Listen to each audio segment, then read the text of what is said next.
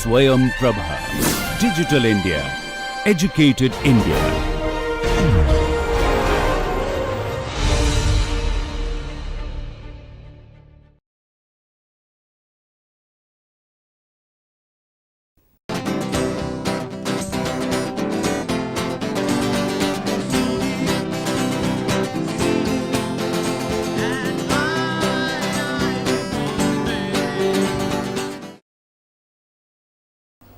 We are talking about jet engines of a different kind.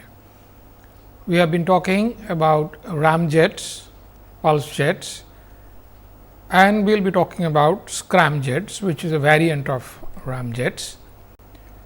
Now, as we see, the jet engines we are talking about now in the last few lectures are different from the kind of jet engine that we have been talking about earlier in this lecture series. The present jet engines that we are talking about, the ramjets, the pulse jets and the scramjets, in terms of mechanical configuration are very simple kinds of jet engines. Now, these simple jet engines do have some complications or certain issues that need to be looked at very closely, both during the process of design as well as during the process of their performance prediction. Now, we have done in the last couple of lectures, you have done the analysis, the thermodynamic analysis, how they perform and their component analysis in some detail. So, you have some idea now how the jet engine functions, the ramjets, the pulse jets and the scramjets, how they function, what their cycle analysis are and the various components of these jet engines, how they are put together into one single operating unit. Today, we will look at the performance of ramjets in some detail and then we will go on to look at how these ramjets are put together as a design entity. In fact, how they are designed and what you do to actually design the various components of the ramjet engine. What are the fundamental theory or functions that you may like to make use of to design such ramjet engines. So, that is what we will be doing today. We will start from where you have been in the last couple of lectures in terms of cycle analysis. We will start from there, which at this moment I would believe you know very well. And so, we will start from what you know and then move on to a few things and then finally, do what needs to be done to design such ramjet engines from simple principles, without getting into complicated issues like using a big CFD code or something. So, without getting into those issues, we will use the fundamental theories that you are already aware of and how to use those theories to essentially design a ramjet engine. So, let us take a look at what the fundamental issues are and how we can go about calculating the performance of a ramjet engine. Now, you are aware of the fact that the ramjet engine goes through a thermodynamic cycle. Now, this cycle is something you are familiar by now and you are aware that in the process of intake, it incurs a certain amount, a fairly large amount of pressure loss in the process of intake, which we call ram compression. And after the ram compression, which is the only kind of compression it actually undergoes, the combustion is initiated and there is a certain amount of pressure loss through the combustion process. And then finally, the combusted product, the air and the gas mixture is finally let out through a jet pipe and into the nozzle for a creation of the exhaust jet, which finally helps us create the thrust. So, it starts off with a velocity field, which is let us say C1 square to begin with, and then inside the combustion chamber it has a somewhat lower velocity field, which is of the order of C2. From there heat is added. So, the temperature goes up from 0.2 to 0.3, that is the amount of heat that is added in the combustion chamber. and in the process certain amount of pressure is lost. So, it loses the pressure line 02 and settles down to a pressure line 03 by the time the combustion is over, and then from there the gas is let out through the nozzle, which is normally a convergent divergent nozzle, and it finally goes out with a velocity of the order of C4. Now, here of course, again you see the ideal cycle and you see the real cycle. The ideal cycle is given in dotted lines and the real cycle is given in the solid lines. As you are aware that the area subtended by this cycle diagram essentially represents the work done by the cycle. So, one can see here that the dotted line which creates the ideal cycle, the work done would be somewhat less than the area created by the solid line, and as a result of which it stands to reason that the amount of heat energy that one needs to burn to do certain amount of work would be more in a real cycle than in a ideal cycle. So, we will take off from there the cycle analysis, which you have done in some detail in the earlier lecture, and look at what needs to be done with this knowledge to estimate a performance of a typical ramjet engine. We will look at the performance parameters. Again, I believe you are familiar with the performance parameters that we are talking about. The simple performance parameters are essentially defined as thrust, specific thrust and the fuel efficiency. We will look at the thrust first. The thrust of any jet engine, as you know, is essentially the change of momentum that happens as the working medium, that is air, enters the engine and then passes through the engine, and in the process of passing through the engine, it acquires a higher momentum, and this momentum change is the major contributor to the thrust making. So, the thrust here is given in terms of the expression here. Now, this expression essentially gives you the thrust. The second term of course, is the pressure thrust, which again you are familiar with because of the residual pressure at the exit face. Now, this thrust then can be converted to a more encompassing thrust equation, in which the mass flow there is now substituted by rho V A 1, which are of course the density, the incoming velocity and the area at the entry of the intake, which is metering the mass flow coming into the engine.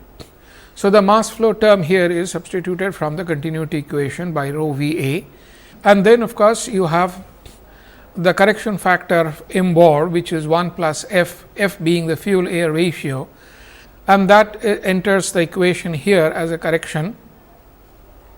In the earlier simple equation, that was not taken into account, and the second term of course, is the area into the pressure thrust. Now, this pressure thrust is the residual pressure which is carried at the exit of the engine. If the residual pressure is 0, that means the exit pressure is same as the ambient pressure, there would be no pressure thrust, entire thrust would be created by the momentum thrust. So, if we look at this equation, there are a number of parameters here which contribute to the thrust making. One is, first is of course, the mass flow which is coming through the engine. Higher the mass flow, higher is the thrust making capability of the engine. And then the next is the ratio of V exit to V A. Now, it stands to reason from this equation very clearly that higher is this ratio, higher would be the thrust making capacity of the engine. So, one of the aims of the design would be to enhance this ratio V E by V A to as high a value as possible for maximization of the thrust making. M bar, which is 1 plus f, means that you increase the fuel air ratio, you get more thrust, which simply means your mass flow enhancement is happening. However, more the fuel pumped into the engine, more is the fuel consumption, and hence your essentially fuel efficiency would be going down. So, which is not quite the right thing that everybody would like to do. For a short time, that may be the only way to get more thrust, but that may not be the best way of increasing thrust, because you carry the fuel with you in the aircraft, and if you have to pump in more fuel, the amount of fuel which would be used up in a shorter period, and hence the range of the aircraft would be much lower. So, that is a parameter that one needs to be very cautious about before you decide to increase that parameter M bar. Area of the free steam air that is entering the engine is another parameter that is increasing the area of the intake. Now, the question is, if you increase the area of the intake, the dimension of the engine is now going up. Now, if the dimension of the engine is going up, you remember the engine needs to be connected to an aircraft. The aircraft would have a drag, and typically Ramjet, Scramjet, Pulsejet powered engines fly at very high Mach numbers. At that high Mach number, if your engine size in terms of diameter is higher, the engine related, the power plant related drag would go up, and that could be additive to the aircraft drag. Now, this is a prohibitive proposition, in the sense higher the drag, more would be the thrust required, and hence you reach a position very quickly where you reach a position of diminishing return. That means, if you increase the size of the intake to take in more mass flow to get more thrust, you are also creating more drag. So, after a certain while, one can see very clearly that if you increase the dimension of the intake, the net thrust creation, that is the thrust minus the drag that is being created, would become 0, and in which case there would be no point increasing the dimension of the ramjet engine anymore, and hence one needs to hold that diameter within the certain prescribed value, and beyond that it would be a losing proposition. It would not be a profitable proposition to increase the size of the intake area anymore. So, that is an area which you need to be very cautious about, and only after a certain amount of optimization you can arrive at that area which gives you a good thrust without actually enhancing the drag component of the aircraft anymore. So, as we see here, we have a number of parameters. We have the basic mass flow, we have the velocity ratio through the engine, and of course, the residual pressure multiplied by the area, exhaust area. So, some of these things need to be looked at very cautiously. The exhaust area is normally used to meter the flow. For most ramjets and scramjets and pulse jets that we see, the exhaust nozzle area, the exhaust area really speaking at the exhaust face is a fixed geometry, unlike in the other jet engine that we have done, where the exhaust area is often variable. So, most of the aircraft jet engines, the turbojets, the turbofans do have a variable geometry nozzle, but ramjets and scramjets have fixed geometry nozzle. So, the area at the exhaust is often a fixed area, AE is often a fixed area, not a variable area. So, that is another thing we need to optimize in the process of design, that not only the intake area, the exhaust area also needs to be optimized to the best value, because both the areas are fixed geometry, they are not variable geometry. So, let us look at the other parameters that we would need to consider in calculating the performance of the ramjet engine. If you look at the specific thrust now, which is a derivative of the thrust really, it tells us that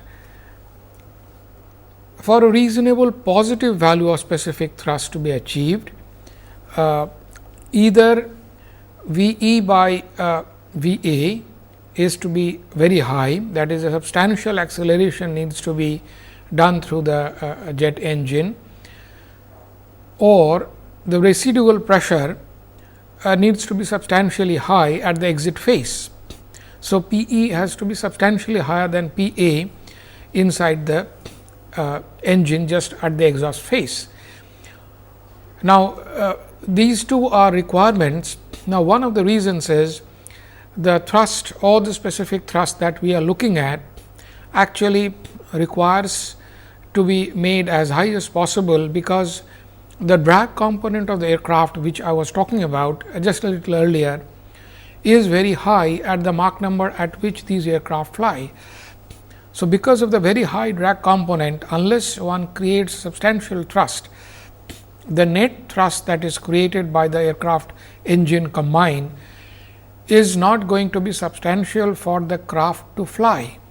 Now, this is a problem typical of ramjets and more true for scramjets, where creating a positive negative thrust is often the first problem, because under certain operating conditions of the craft in flight, the net thrust could indeed become negative, and in which case the craft would not fly at all.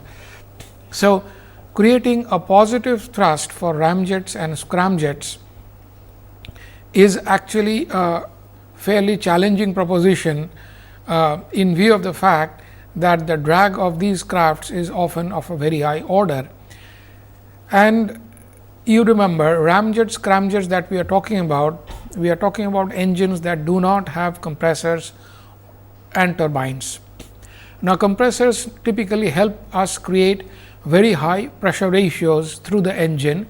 In ramjets and scramjets, we do not have compressors, we have only ram compression, and as a result of which creating a very high thrust becomes a challenging proposition through this kind of engines. On one hand, these are very simple engines without the complications of compressors or turbines.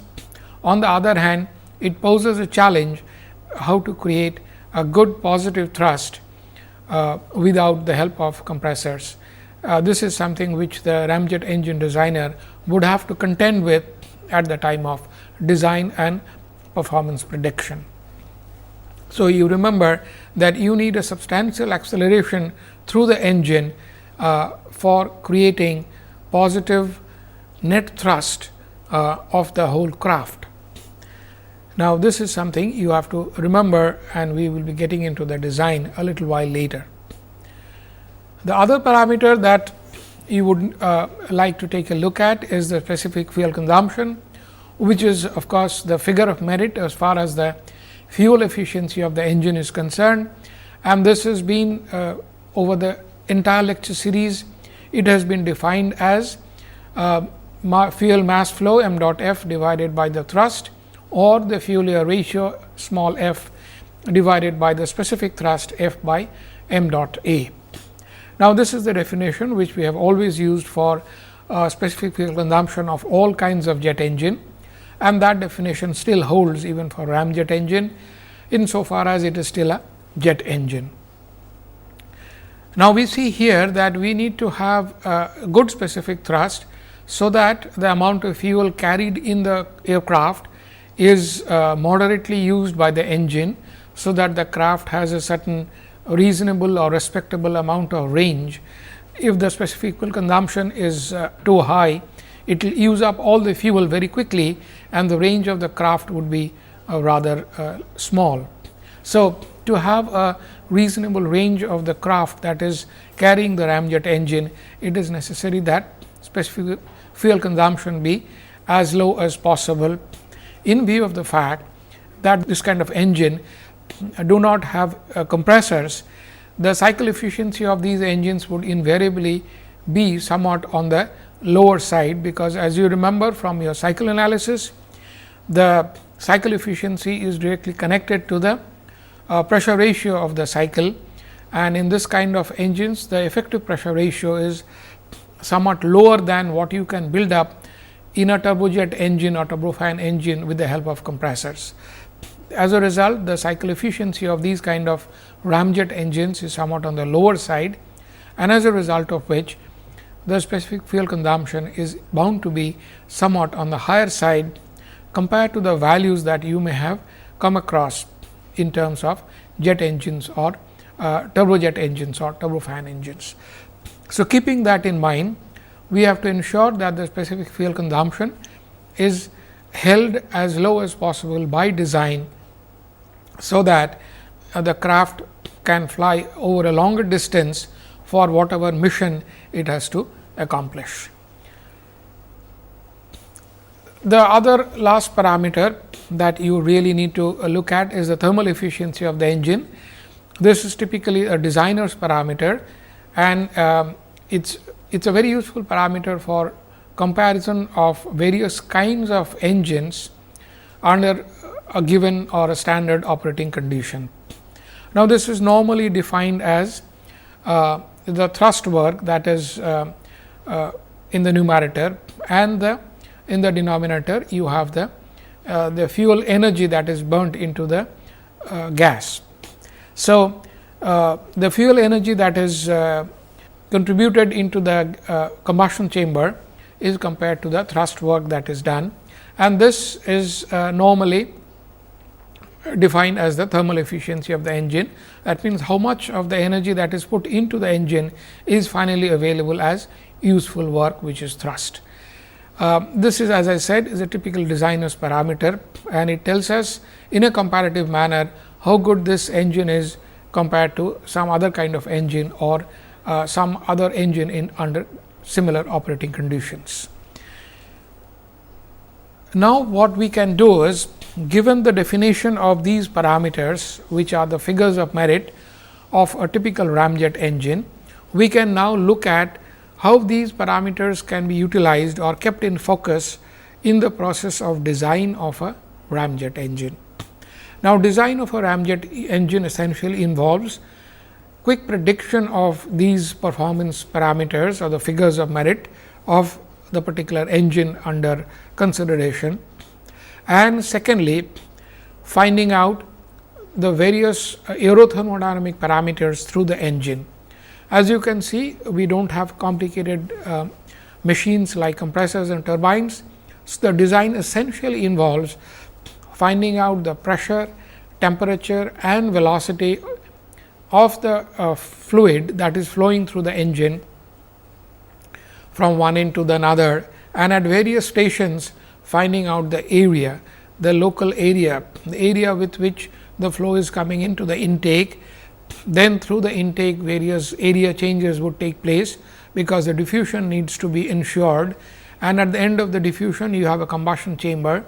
Again, there we need to know what the area of the combustion chamber should be, what the combustion volume should be, and once the combustion is effected, you have a gas, a hot gas. This hot gas now needs to be released through a nozzle. So, the entire process of carrying it from the combustion chamber through a pipe, jet pipe, and then onto the nozzle, which is normally a convergent divergent nozzle. So, the area of the flow at every station needs to be calculated very diligently and very accurately, and this accurate calculation of these areas, including the local pressure, temperature and velocity, gives us a full aerothermodynamic parametric numbers that allow us to finally configure the size and shape of the ramjet engine. So, basically the design of a ramjet engine involves calculating these aerothermodynamic parameters at various stations, from the intake to the exhaust phase, from the intake phase to the exhaust phase, carrying all the air and then the gas through the engine and finally exhausting it. So, this is what we will be doing in the process of discussing how to design a ramjet engine. So, the design of a ramjet engine essentially involves estimation of pressure, temperature, velocity and flow areas at the critical stations through the engine.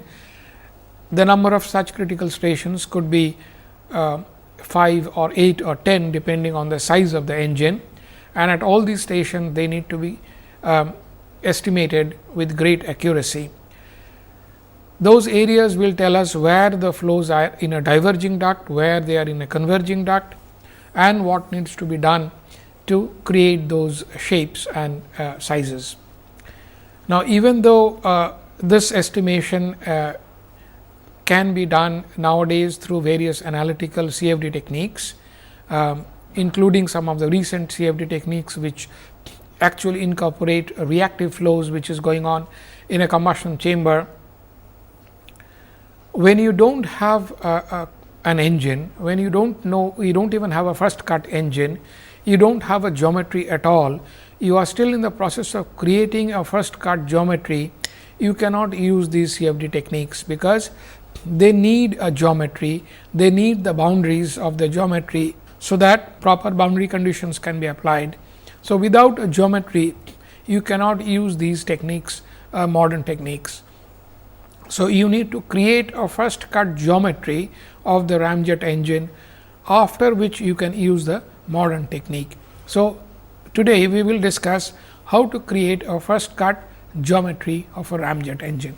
Now, this is normally done with the help of a very simple one dimensional fluid flow theory, which you have done before in great detail, and this assumes that the flow properties at a particular station, at a particular area, is held constant across that area. That means, the properties we are talking about, the pressure, temperature, velocity, is assumed to be constant across a particular area at any station. And with this assumption, a one dimensional fluid flow theory may be used to configure a first cut ramjet geometry and size it. More detailed analysis can be done later on with the help of modern techniques. The deviation from one dimensional flow may be corrected with if there are corrections that need to be applied with the help of certain empirical correlations, which are often available essentially for correction of certain flow properties that may need to be applied correction to. Now, one of the things we need to understand is that typically in a ramjet, and also that was true in a turbojet engine also, but typically in a ramjet engine, what happens is the flow undergoes very fast change in its properties. In a matter of 1 or 2 meters, the temperature and the pressure across the ramjet engine may suddenly change very drastically. The temperature may change by almost 1000 or 1500 degrees over just 1 or 1.5 meters in a ramjet engine. Now, in a turbojet engine, you remember the combustion chamber is separated from the intake by the compressor, which is a huge mechanical body that comes in the middle of the in between the combustion chamber and the intake. Similarly, a huge mechanical body of the turbine comes in between the combustion chamber and the exhaust nozzle.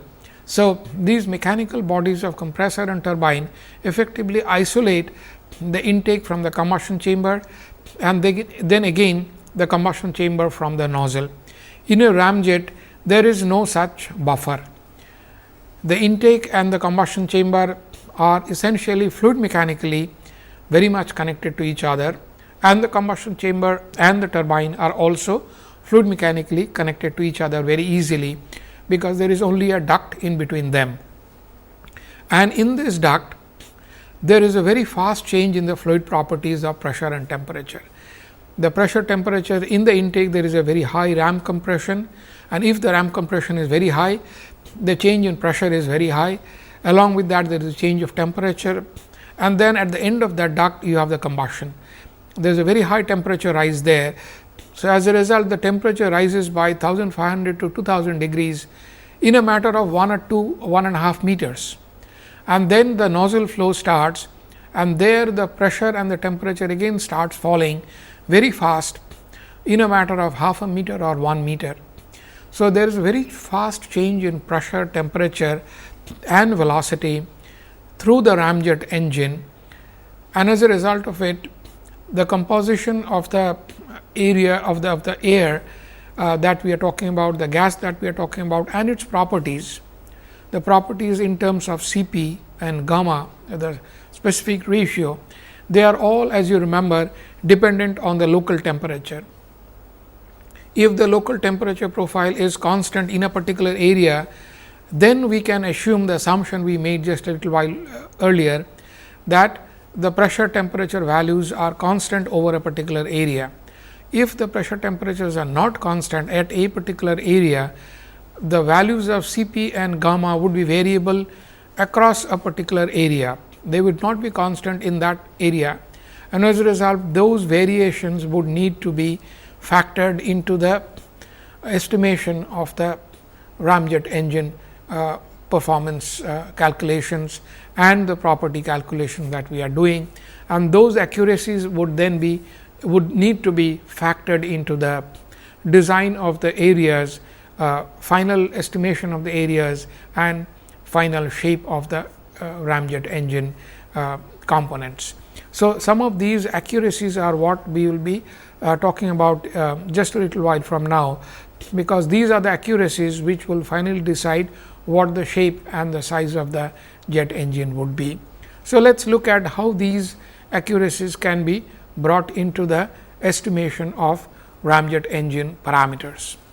One of the things that we would be using is the perfect gas law, which is P equal to rho r T, as all of you are aware of, and of course, the energy equation, which again you are aware of, is the energy equation that holds from say at one station A to another station B. So, the energy equation is H A, which is the static enthalpy, plus the kinetic energy head, that is V A square by 2.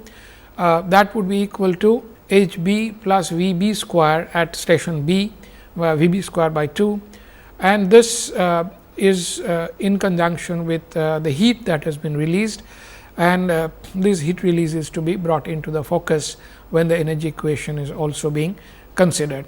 So, the heat release may be positive or negative depending on whether the heat has been taken in or given out. So, this is generalized equation. So, we have two equations, the perfect gas law and the energy equation. Now, let us see what else can be done when you consider these equations and apply the perfect gas law undergoing an adiabatic process. It may be written in terms of the two energy levels at two different places. If they are in front of the combustion chamber, both A and B, the energy would be constant, the total energy would be constant from A to B. So, in front of the combustion chamber, you may say that the total energy is C p into T 0, and T 0 is the total temperature of the gas at that station. Now, after the combustion chamber, again if you have two stations A and B, Q would be part of that, the heat release would be part of the energy which is carried, and that would again be constant from any area A to another station B, and again T 0 would be total temperature would be held constant. So, there is one value of total temperature before the combustion, and there would be another value of total temperature after the combustion. And hence, using this, one can say that at any station the velocity V A, which we would like to have V square, can be written in terms of the integral C p d t, and the exactness of the estimation of velocity essentially now depends on the method of estimation of C p and on the method of estimation or measurement of the average temperature at that station. Estimation of the temperature at the station before the combustion is quite often rather the easier thing to do, but after the combustion process, the kinetic reaction that has taken place, estimation of the temperature is often a little more difficult, and measurement of the temperature there is far more difficult because of the extremely high temperature that exists over there. So, quite often one needs to resort to certain estimation method through the process of reaction kinetics, which is not the focus of our lecture series here, but it is necessary that we have a reasonable method of estimation of C p, a local value of C p, and as we see now the C p would change from one station to another throughout the engine, and quite often very fast, and because it depends on the local temperature, and we need to know what the local temperature is. As we see now that this local temperature at any given station over the area at that particular station may also vary. Now, that is something that will bring in far more complications. So, we have a certain situation in which we need to be very clear about what are the gas properties that we are calculating, because we see now that the gas properties are very closely connected to the local temperature, and the variation of the local temperature is very fast through the ramjet engine, and at a particular station it may vary along the area of the circumferential area of the local station depending on where it is, and this variation brings in certain level of complication of estimation, and we would like to have a look at how this complication can be addressed in a somewhat simple manner to begin with, without getting into more involved process of analytical process of CFDs. So, let us take a look at what all methods that can be adopted to estimate these parameters. The first method that is normally adopted is simply called the variable specific heat method or varying specific heat method, in which the specific heat of the gas, and before the combustion it is simply air, is to be calculated in a more rigorous manner, which means the Cp can be now written down in terms of k naught plus k 1 t plus k 2 t square plus k 3 t cube. Now, this is the series that one can use, or one normally rigorously is used in reaction kinetics or in reaction thermodynamics. Normally, we know that Cp is dependent on the local temperature, and this is how the dependence is rigorously expressed. Quite often, for very simplistic reason, we take only the first term k 0 and consider that as the value of Cp for all simple practical purposes. If one needs to be rigorous, one needs to consider more terms, as many as your computational power allows you to, so that you can compute the value of Cp in more accurate manner. There is also a question of the temperature. What is the value of temperature that you are using, and this temperature needs to be assessed very accurately, whether you measure it or find out through other thermodynamic or reaction kinetics. That means, whether the process is analytical or empirical or experimental needs to be decided, because finding out the local temperature would impact on the value of local Cp. So, calculation of Cp and calculation of local temperature is one of the things that may need to be done as rigorously as possible, and if you can do that rigorously and then plug in those rigorous values into your Cp calculation, then you have a definitely a more exact knowledge of what is the variation of the properties of the gas going through the ramjet engine, and then your area calculation thereof, the size calculation of the various locations would be more exact. And when you have those exact values, you have a more final version of the ramjet configuration, till such time as that your configuration would remain somewhat inexact or approximate.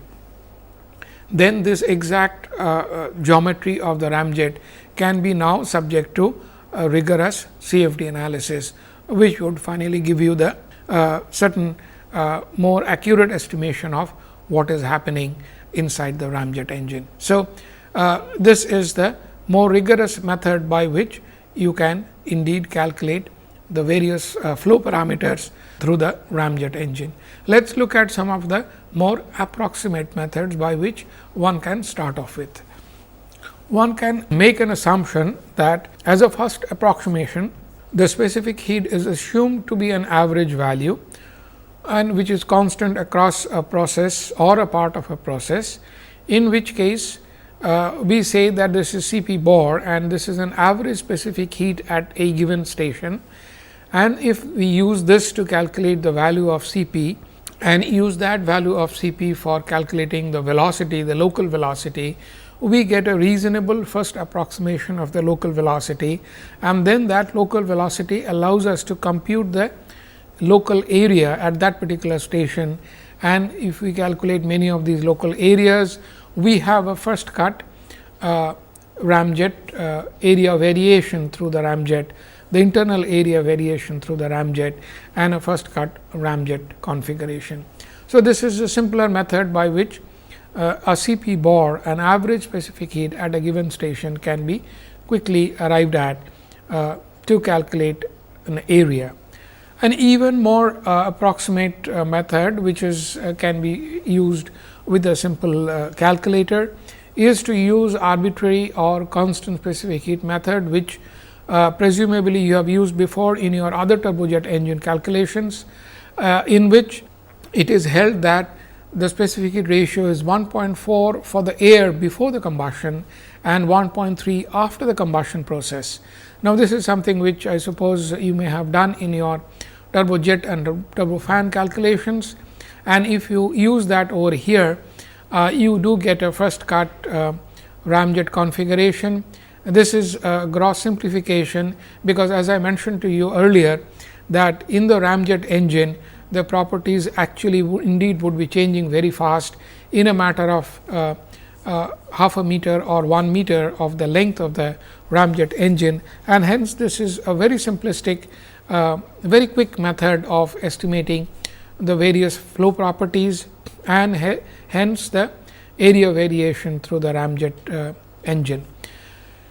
Now, these three methods, as we can see, we can have a comparison of these methods, and the comparison tells us that when you are having a subsonic flow, the first cut method, the arbitrary specific heat method is okay, and it is useful for a good engineering approximation of what the ramjet engine configuration should be.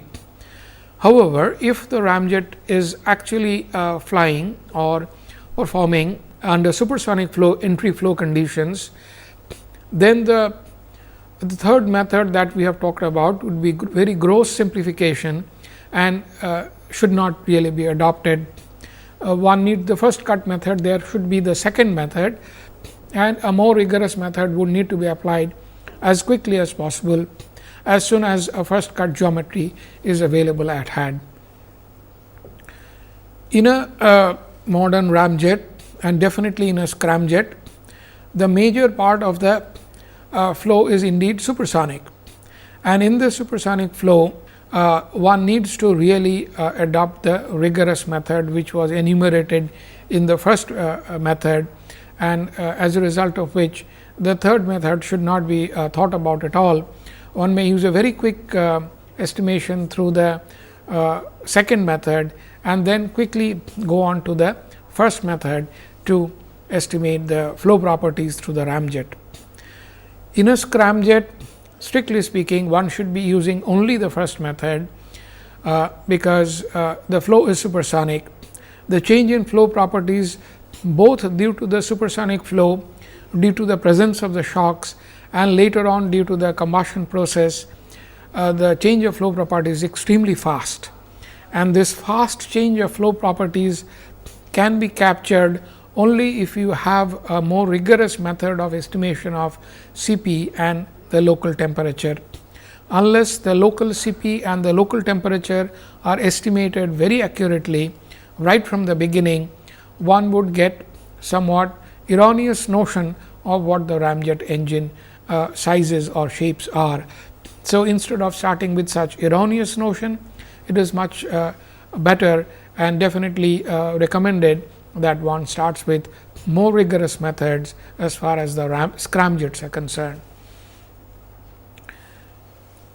Now, as we talked about in most of the design of or discussion of turbojets and turbofans, all engines have what is known as a design point, and the cycle that you create is for this design point. So, you have a design point flow condition at which the engine geometry is to be designed. So, the all the areas that we are talking about has to be designed in at a particular design point, and this design point has to be fixed a priori under a particular flying condition. And this is what the ramjet engine designer also needs to do first. He needs to figure out what the design point is, and at this design point accurate analysis is desirable to arrive at or optimize the engine internal flow path. It is the flow path geometry that we are talking about. What happens is, under other off design flow conditions, when the analysis is carried out, it is possible that you may like to make small changes in the flow path geometry. This is a process of optimization between design and off design flow condition, and this optimization process is normally done by most of the designers in the modern design process, and as a result of which, once the design is over, a more detailed off design analysis is often carried out, and an optimization between the design point and the off design various points finally yields the internal flow path geometry, which is the design of the geometry of the ramjet engine. In the process here, we see that there are a number of flow parameters which are unknown variables. We do not know number of things to begin with. We do not have the geometry. We do not have the local temperatures available with accuracy, and as a result, quite often it is necessary that you may have to start with a simpler approach, and then later on follow it with a more rigorous estimation, and then follow it up with CFD. One needs to understand that under certain conditions, the CFD is not necessarily the most accurate method, because when the flow is in a separated flow, or flow is especially behind the flame holder of combustion chamber, and then you have reaction going on. So, combination of a separated flow and a reactive flow is often a challenging proposition. So, the CFD needs to be used, the best possible CFD needs to be used, and needs to be used with knowledge and with a certain amount of caution, that you may have to still look at it in other methods. So, that and you may have to finally do the rig testing to find out what has finally been designed in. So, the design process is often quite lengthy and often goes through various stages, from design point estimation to off design analysis to more rigorous estimation through analytical methods and through CFD methods. So, that is the process by which finally the design has to be taken through to arrive at a optimized ramjet configuration.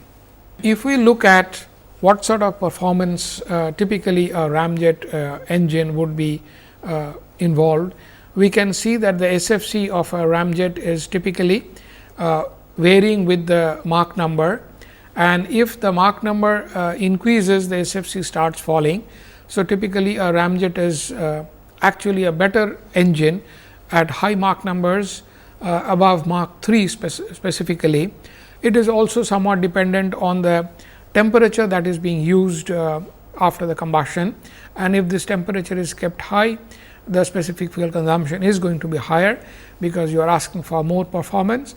If you can hold the temperature a little lower, you get a better specific or lower specific fuel consumption. So, these are some of the parameters that you may like to keep an eye on. The other performance parameter is typically the performance map, which involves the SFC and the specific thrust with the temperature variation and the Mach number variation. And as you can see, as the temperature, the combustion temperature is increasing, the specific thrust increases at the expense of specific fuel consumption. When the Mach number increases, the specific thrust increases, but the specific fuel consumption also improves. So, the increase of specific thrust and a decrease of specific fuel consumption needs that you increase the temperature to get more specific thrust, and then you increase or operate at a higher Mach number to get a better specific fuel consumption.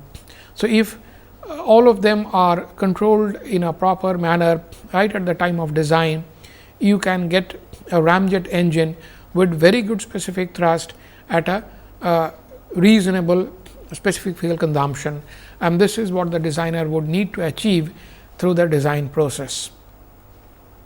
If you look at the performance variation of a ramjet engine with reference to the aircraft, you can see that the aircraft has a certain flight profile, and in this flight profile the ramjet engine would indeed be useful within this loop, and outside this loop the combustion pressure would be too low, and the other, that means the combustion process would not be good, and in the other case the stresses would be too high at very high flight speeds. It will almost behave like a pressure vessel, and hence flight would not be advocated. So, flight is possible within a certain flight loop given the ramjet engine flight profile. So, these are the limitations within which the ramjet engine would need to be configured.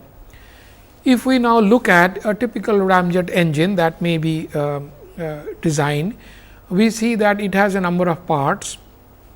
It has an intake, quite often it may have an isolator, then it has a combustion chamber, and then it has a nozzle. So, let us take a look at a typical ramjet engine that has been designed using the kind of theory that we have been talking about, and also using some of the more rigorous analytical CFD method that we have also mentioned in our lecture today. So, let us take a look at a very typical ramjet engine.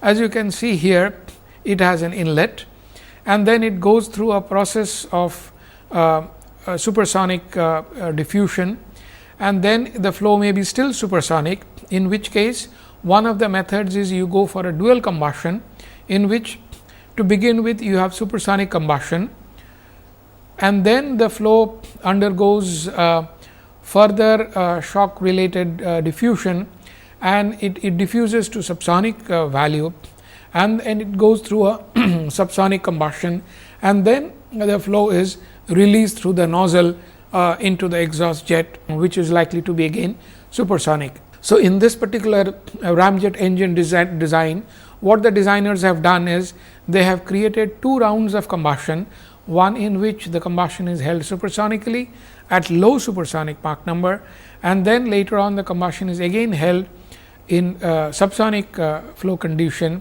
after the flow has been made subsonic through a series of shocks, which is called often shock train, and after that the flow is exhausted through the nozzle. So, this is a typical kind of a ramjet which some of the modern designers are looking at. It is also called the dual combustion ramjet, and this kind of ramjet provides more thrust and allows the flow to fly at a high Mach number like Mach 5 or Mach 6, where you can have dual combustion. If you want to fly even higher than that, it is necessary that you have scramjets, because the scramjets are the only ones that can take you to very high Mach numbers like Mach 8 or Mach 10.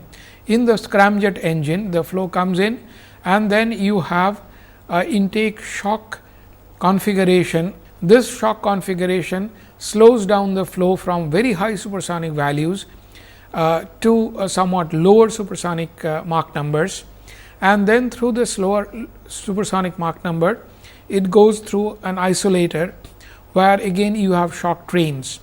These shock trains then finally allow the flow to go into the combustion chamber, which is still supersonic. So, you have supersonic combustion over here, and after the supersonic combustion, the flow is finally let out through the nozzle, which is a fixed geometry nozzle. So, you have a fixed geometry intake, which includes the vehicle body. So, the first shock is indeed from the vehicle body, and at the exhaust the vehicle body provides one surface of the nozzle. So, it is also a fixed geometry. So, it is a kind of scramjet which is often used in a vehicle like this, which often would have multiple such ramjets, 4 or 5 or 6 ramjets, to provide sufficient thrust for this craft to finally fly at very high Mach number. So, you need to have multiple engines quite often to achieve that fly Mach number, because as you can see, the process by which the thrust is created, the thrust created by a single engine is unlikely to be of very high order, something we were talking about a little while earlier. Getting a positive net thrust is a little bit of a issue here for the designer right to begin with, and hence quite often the aircraft designer would like to have multiple engines deployed in a one particular craft for creating sufficient net thrust for that craft to fly at very high Mach number. So, this is how typically a Ramjet or Scramjet engine is designed into a particular craft, so that the craft can fly at very high Mach numbers all the way from 3 to 8 or 10.